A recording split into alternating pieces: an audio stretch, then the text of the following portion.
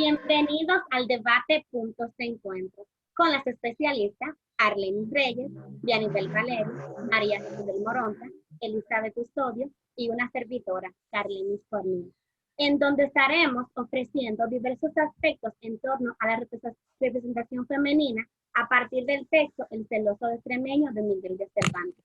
Para ello se tomarán en cuenta las posturas añadidas por ambos equipos, es decir, el 1 y el 2, en donde seleccionarán un representante que tendrá 2 minutos para postular sus tesis y sus argumentos principales. Más adelante contarán con 3 minutos en donde cada equipo continúa mostrando sus argumentos y los receptores tendrán la oportunidad de debatir dichas ideas. Para finalizar, cada uno de los equipos dan cierre con sus argumentos finales. Sin más preámbulos, demos el paso al equipo número 1 que tiene la oportunidad de iniciar con esta sección. Adelante. Hola a todos, mi nombre es Vianibel.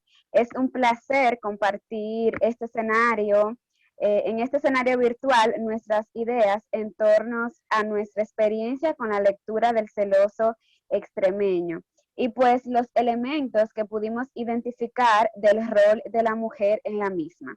Resulta muy interesante analizar estos parámetros de comportamientos dictados por la sociedad de los siglos XVI y XVII a través de la literatura, ya que ésta está indirectamente reflejada en la vida cotidiana de la época y en especial de la mujer, que era guiada por los estándares, digamos que religiosos. En este sentido, nosotras defendemos la idea de que las mujeres de este tiempo eran representadas como individuos pasivos, de dominación del hombre, y que la sociedad entendía que las mismas eran inferiores por su género. En pocas palabras, eran como vacas llevadas al matadero y que solo podían resignarse a su destino.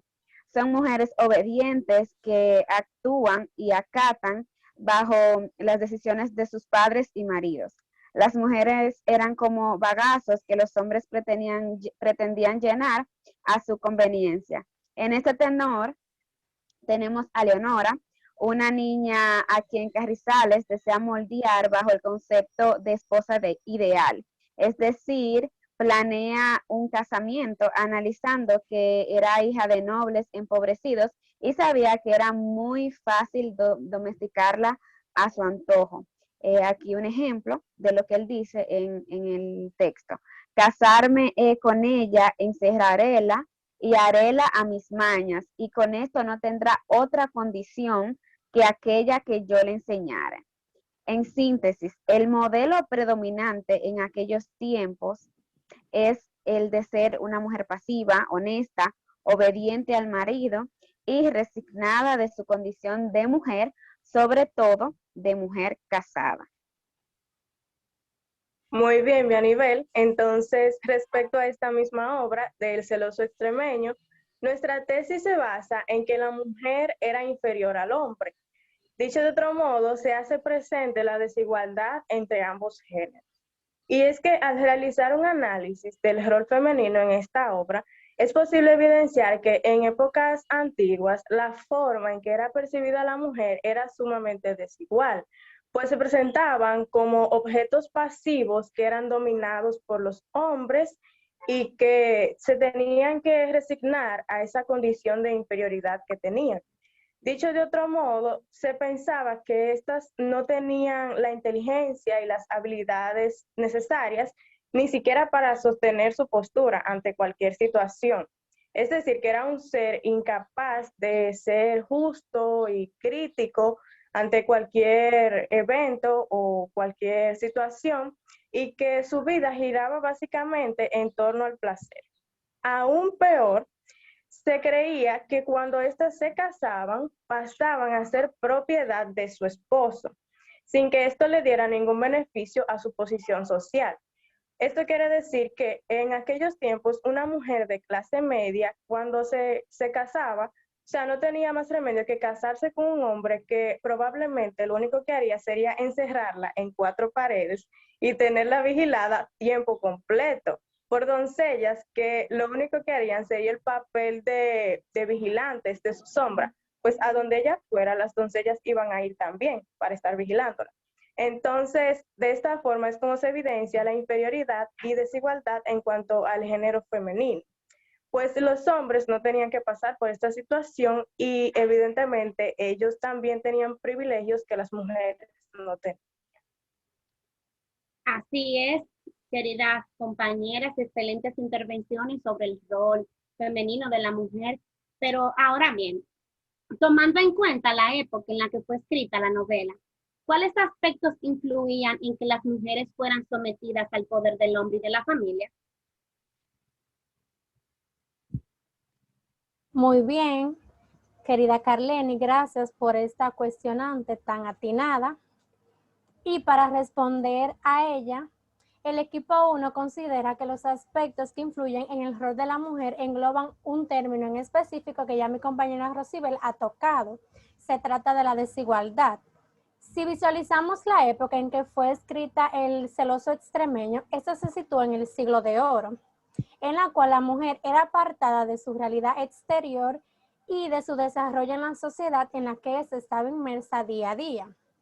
Eso se debía principalmente a los ideales y conductas impuestas por los hombres, donde ellas solo tenían un único rol y era servirles.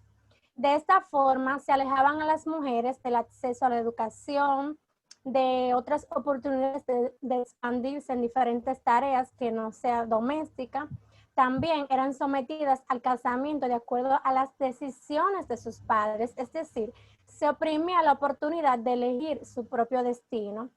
Eso es justamente lo que la novela de Cervantes nos deja en evidencia en el desarrollo de su trama. Uno de los pasajes donde se puede analizar con más detenimiento es el siguiente que voy a leer a continuación. Excelente.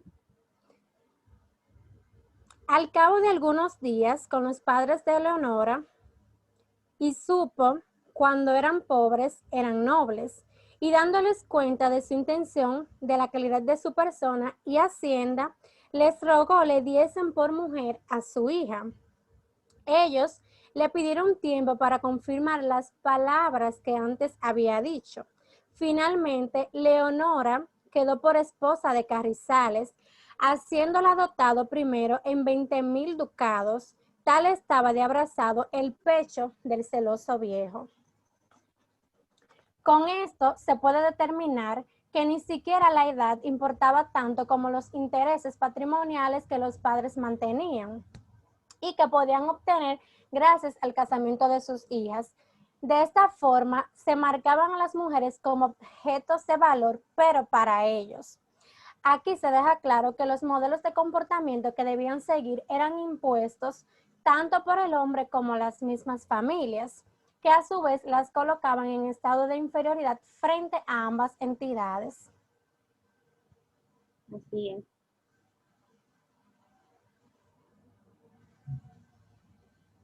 Así es, compañera, concuerdo contigo y también comparto esa parte. Por otro lado, me gustaría agregar algo más y es que si vemos la representación de la mujer a través del personaje de Leonora, se puede decir que se debe a que la narrativa cervantina trae la figura de la mujer a partir de los tratados morales que estaban orientados a la conducta femenina. Como ya mencionaron anteriormente, estábamos hablando del siglo de oro, específicamente siglo VI y siglo VII, donde se propone, o más bien, se trata como de establecer la domesticación, o sea, la domesticación de la mujer, visándola así como de la manutención del orden social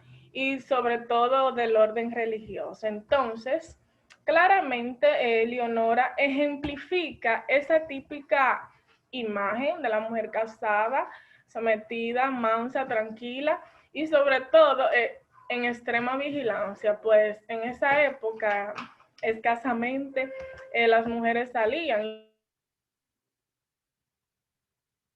vigiladas. Ahora, respondiendo la pregunta de una manera más directa, el anciano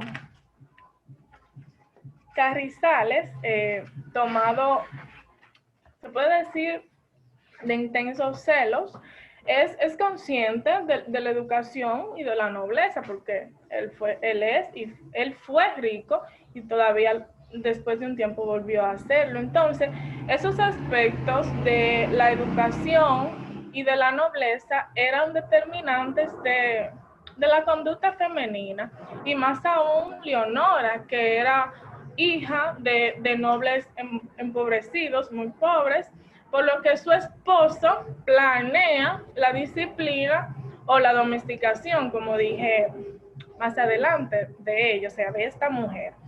Y se puede ver evidenciado en el fragmento ya mencionado anteriormente, que dice: casarme es con ella, encerrarla y haréla a mis mañas, y con esto no tendrá otra condición de que aquella que yo le enseñare. O sea, que lo que él le enseñara, eso era lo que ella iba a hacer. O sea, entonces, también aquí vemos como presente, o sea, esto termina de reafirmar lo que ya estábamos diciendo, el predominio masculino sobre el femenino.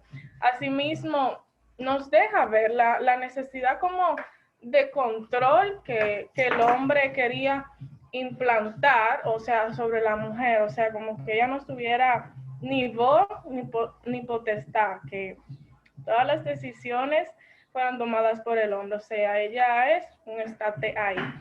Y bueno, lo que nos puede hacer suponer o ver la debilidad del hombre, que quizás la vimos a través del celo. Continuamos. Así es, querida Arleni, esto también se representa mucho en la actualidad, pero ahora cada equipo presenta sus argumentos finales. A modo de cierre, el equipo 1 sigue teniendo la misma postura sobre cómo se representa la mujer, pues como se ha mostrado ya, la misma era un símbolo de sumisión que marcaba por completo sus vidas. En ese sentido, también estamos de acuerdo que estas también se caracterizan por llevar un papel desigual frente a los hombres, ya que tanto en la obra como en el contexto de aquella época eran consideradas como un objeto más del hogar, es decir, como las parejas que los hombres debían tener para que les cocinara, los atendiera, con las que estos pudieran, qué sé yo, limpiar la casa y para tener hijos. Este elemento se evidencia mucho en las historias de aquel entonces, en donde el rol femenino se visualiza como una esclava doméstica, sin derechos, solamente con deberes. Y si lo traemos al plano actual, dichas ideas no son arraigadas, puesto que es muy común escuchar en la radio, en las noticias y hasta en las redes sociales el maltrato que estas sufren, así como también la discriminación, que es uno de los temas que hasta ahora hemos estado debatiendo.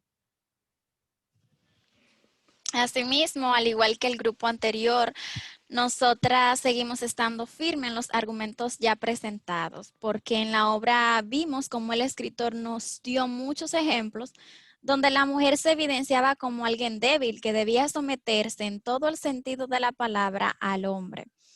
El autor nos ubicó en una situación donde se evidenció a la mujer que fue tratada como un ser inferior y por tanto desigual, la cual fue encerrada por su marido para que ni siquiera tuviera derecho a ver la luz del día, ya que él solamente la quería para él, lo cual ocasionó problemas a largo plazo. En fin, el autor trata de que entendamos que a través de esto, que el romper con estos estereotipos es lo que permitirá que la mujer tome decisiones autónomas, porque como vimos, Leonora decidió salir de esas aguas y luego ser monja. Hoy en día siguen evidenciándose acciones como esas, donde los hombres denigran, lastiman y humillan a las mujeres, obligándolas a satisfacer sus necesidades, pensando que ellas no tienen una vida propia que le pertenece a los hombres únicamente. Claro, es necesario que se tome conciencia porque es lastimoso que hasta el día de hoy se sigan evidenciando esta clase de actos en nuestra sociedad.